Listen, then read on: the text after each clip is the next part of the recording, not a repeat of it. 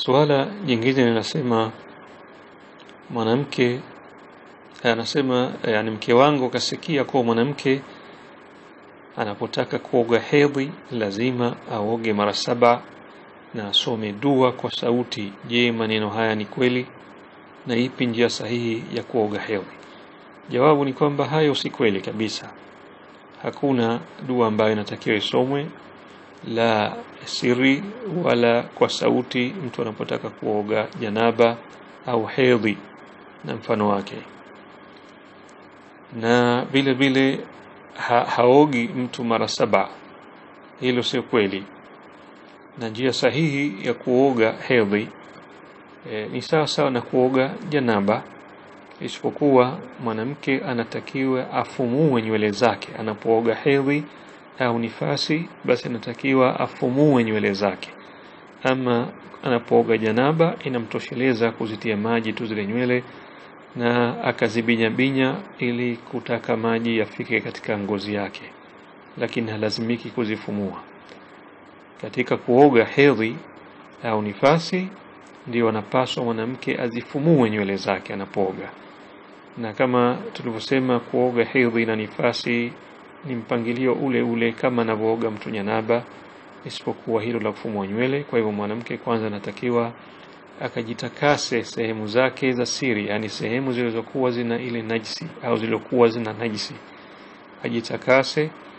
Akisha kufanya hiyo istinja, yani kujiosha kwa maji na kujitakasa, basi halafu anaweza kutawadha, au akitaka anachelewesha udhu mpaka mwisho wa kuoga.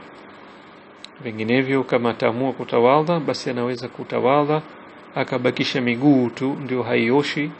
Akimaliza yani kujitia kichwani maji mara 3, kwa maana pale anapotaka kupangusa kichwa anajitia maji mara 3, ikiwa anayateka kwa kata au kwa magawe mkono, au ikiwa yuko chini ya mfereji, basi anaweza kujimiminia maji kichwani, halafu tena akaanza kuoga kuanzia juu kwenda chini, na kila sehemu anatanguliza upande wa kulia kabla ya upande wa kushoto, na huku anateremka. Na anapofika chini ya kitovu anatakiwa asijiguse sehemu zake za siri ikiwa anataka kuulinda udhu wake ambao kautawadha, bali anajiosha sehemu zile za baina kitovu na magoti bila ya kujigusa sehemu za siri, na kwa sababu zile ameshaziosha hana haja tena ya kujiosha. Kwa hivyo kisha anateremka mpaka miguuni, anaosha mguu wa kulia kisha mguu wa kushoto, na halafu na kwa udhu wake ule umeshatimia. Na kwa hiyo akitaka udhu ule anaweza kusalia ikiwa hajajigusa sehemu za siri au haujatenguka wakati anaoga. Na bila shaka anaweza kutumia sabuni.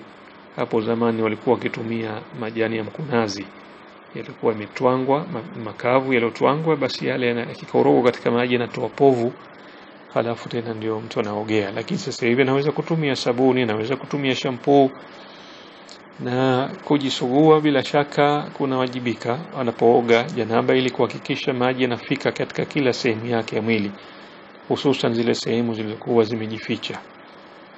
Kwa hivyo ndio utaratibu wa kuoga. Na anapotaka kutawadha bila shaka anapiga bismillah. Lakini ikiwa taoga tu bila kutawadha, basi inatosha, madamu ameshajieneza maji mwili mzima anakuwa ameshaoga hedhi, isipokuwa anatakiwa atawadhe kama hakutawadha mwanzo au kama udhu wake ulitenguka wakati anaoga. Kwa hivyo vile vile akitaka kwamba aoge bila kutawadha, basi akimaliza anaweza kutawadha kwa ajili ya sunna ya kuoga, na vile vile kwa ajili ya kutaka kusali kwa udhu ule ambao ameuchukua wakati anaoga. Na ipo kauli kwa wengine kwamba kuoga mwili mzima ni tohara kubwa zaidi kuliko kutawadha, kwa hivyo inamtosheleza kusalia josho lile japo hajatawadha. Lakini kwetu sisi hapana budi awe ametawadha, sawa ikiwa ametawadha mwanzo au ametawadha mwisho wa kuoga, lakini udhu ni lazima kwa ambaye anataka kusali. Kwa hivyo huu ndio utaratibu kwa ufupi, wallahu a'lam.